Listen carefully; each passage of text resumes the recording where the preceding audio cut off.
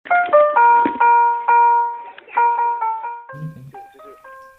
para netizen yang budiman, gimana kabarnya? Kota masih aman? Pada video kali ini, saya akan merangkum film yang sangat memorable buat saya dan teman saya, yaitu Ip Man, dirilis pada tahun 2008, disutradarai oleh Wilson Yip dan diperankan oleh guru Wing Chun. Saya waktu masih sekolah di Cina. Siapa lagi kalau bukan Donnie Yen. Film ini akan menceritakan seorang master Wing Chun bernama Ip Man yang berusaha melawan kepenjajahan Jepang. Saya tidak akan banyak spoiler di awal karena akan mengurangi esensi dan kenikmatan pada video ini. Tanpa berlama-lama, langsung saja kita masuk ke alur ceritanya.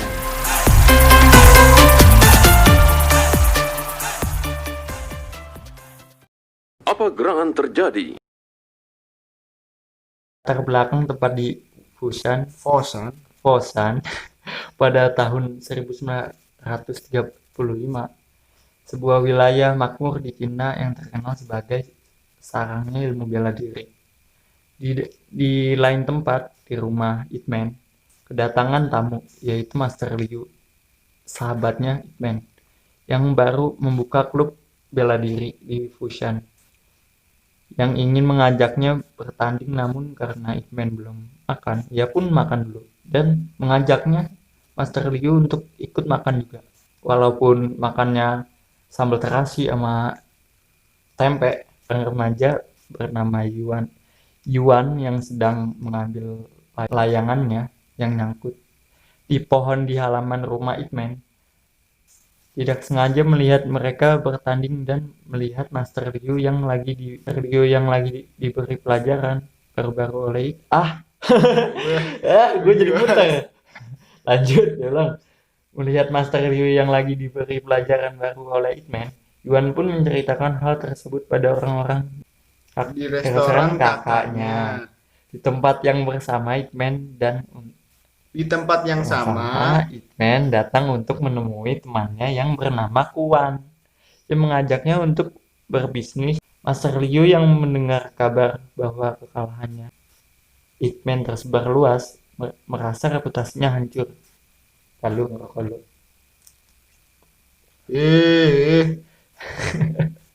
lanjut. Lalu mendatangi Yuan dan mengomeli di depan banyak orang.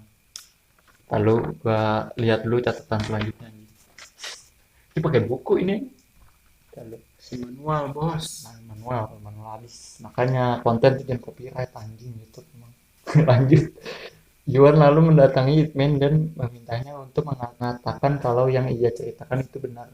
Lalu datanglah seorang polisi, sebut saja namanya Kapten Lee, mengatakan bahwa ia akan menang siapapun yang membuat masalah dalam wilayahnya dan menodongkan pistolnya ke arah Ip Man.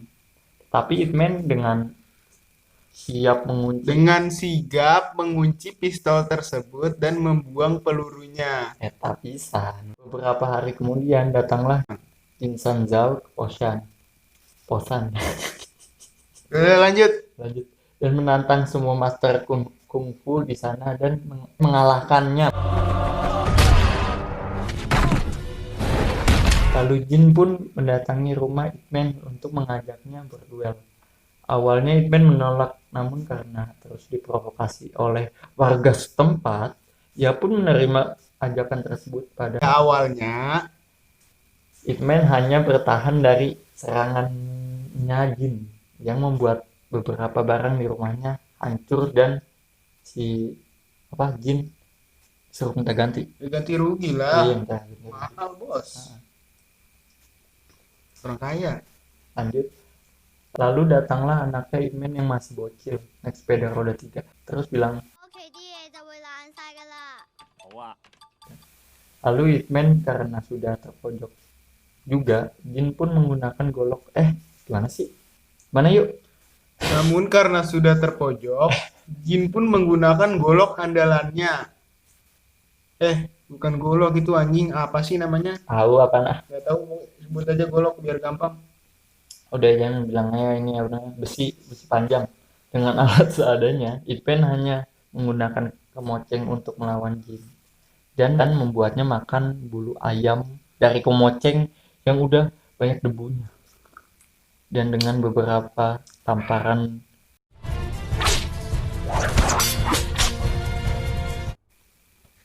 apa ini? Dan beberapa tamparan gagang kemoceng yang tepat mengenai sekujur tubuh dan wajahnya. Nah, mana tuh? Mana? Mana? Nah, pun Ayo. mengakui kekalahannya dan Jin keluar. Sanzau pun mengakui kekalahannya dan keluar dari rumah Ip Man dengan wajah yang babak belur seperti habis dipukulin warga. Nah, eta.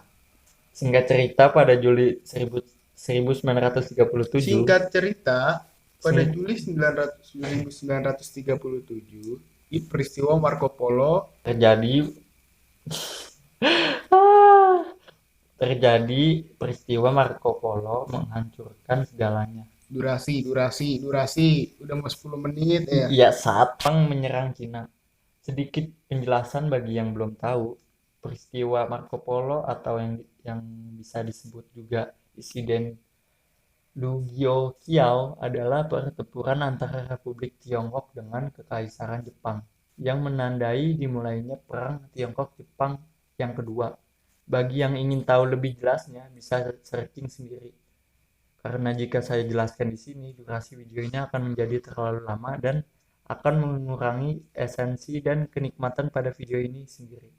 Lu males banget nyari aja sih sebenarnya kan, nggak usah dijelasin gitu. Lanjut, segala kekacauan yang terjadi di negeri tersebut juga berpengaruh pada kehidupan Ip Man, serba bercukupan dan bergelimang harta. Kumaha euy. Gimana yuk skin?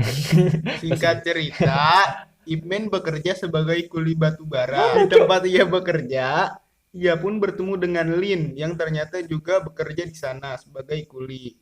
Lalu, datanglah Kapten Lee yang sudah beralih profesi, yang tadinya polisi yang sok galak, jadi budak Jepang untuk nerjemahin orang-orang Cina. Bersama dengan Kolonel Sato untuk ngajak para pekerja di sana Cina cok, Jepang anjing. untuk menerjemahkan orang-orang Cina ke bahasa Jepang. Nah, itu harus bilang ya lu. Bersama dengan Kolonel Sato untuk mengajak para pekerja di sana bertarung dengan orang Jepang. Dan yang menang akan diberi kantung beras. Di tempat turnamen tersebut, Jenderal Miura sebagai pemimpin tentara Jepang di sana memutuskan untuk ikut bertarung melawan 3 orang. Lin dan 2 orang lainnya pun dipilih sebagai lawan untuk Jenderal Miura. Hanya dalam beberapa detik saja, mereka dikalahkan oleh Jenderal Miura dan 2 orang tadi langsung menyerah. Tapi tidak dengan Lin. Dia tetap melawan walaupun sudah jatuh bangun, dipukul, ditendang, dicekek oleh Jenderal Miura.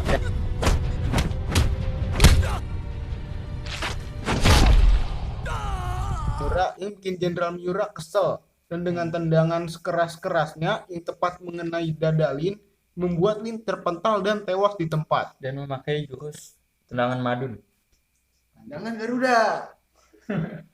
Keesokan harinya, karena tidak melihat Lin di tempat kerja, Ip Man pun ikut Kapten Lee ke tempat turnamen tersebut. Ia melihat Master Liu yang ditembak mati. Dan ia juga tahu kalau Lin juga mati di tempat itu. Ip Man yang kesal memutuskan untuk bertarung melawan 10 orang bersabuk hitam karate dan menghajar 10 orang itu dengan sangat mudahnya.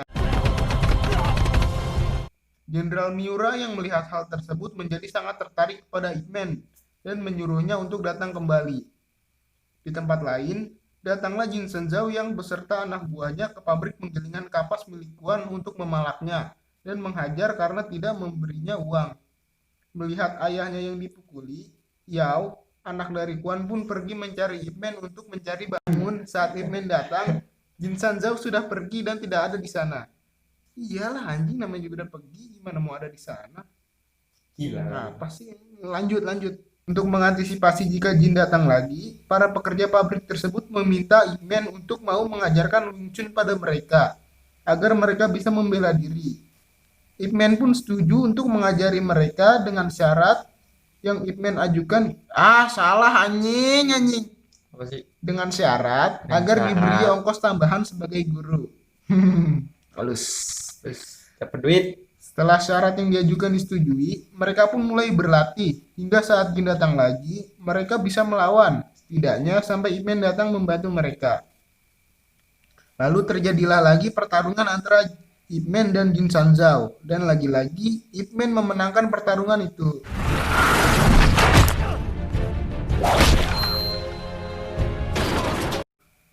Saat di rumah, Ip Man mendengar kabar kalau pasukan Jepang datang ke pabrik penggilingan kapas untuk mencari dirinya dengan menyiksa orang-orang di sana.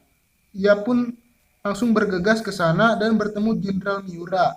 Tadinya, Jenderal Miura ingin Ip Man melatih tentara Jepang kungfu Cina. Namun, Ip Karena Man Ip Man nggak mau. gak mau lah, siapa yang mau melatih penjajah. Iya. Nah itu. Namun, Ip Man menolaknya dan mengajak Jenderal Miura berduel dengannya. Lalu, Ip Man pun ditangkap dan dibawa oleh para tentara Jepang. Sebelum ia pergi bersama tentara Jepang, Ip Man meminta Quan untuk membawa anak dan istrinya keluar dari Fosan. Hingga tibalah saat di mana Ip Man akan berduel dengan Jenderal Miura yang disaksikan oleh puluhan atau bahkan ratusan orang di Fosan. Mungkin bisa nyampe 70.000. Lebih kali, nggak tahu. Terjadi dengan pertarungan itu pun terjadi dengan sengit. Jual beli serangan dilancarkan oleh kedua belah pihak. Namun, Ip Man lebih unggul dan berhasil membuat Jenderal Miura terpojok ke pojokan ring pertarungan. Dengan segala pukulan, tendangan hingga pakai sikut dilancarkan Ip Man pada Jenderal Miura. Jenderal Miura pun terduduk tidak berdaya dengan wajah yang berdarah-darah di hadapan Ip Man dan seluruh orang yang melihat pertarungan tersebut. Seluruh rakyat Fosan pun bersorak gembira atas kemenangan Ip Man. Dan disitulah kampret momen pun terjadi. Si bangsat Kolonel Sato menembak Ip Man pada bagian belakang tubuhnya yang membuatnya terjatuh tak sadarkan diri. Seluruh orang di Fosan pun langsung menerobos pagar pembatas untuk menolong N. Dan Kapten Lee yang saat itu berdiri di samping Kolonel Sato berhasil merebut pisaunya. Kolonel Sato pun mudar. Udah beban ya. Dengan bantuan teman baiknya yaitu Quan, dengan mobilnya membawa Ip Man untuk diobati lukanya. Tamat.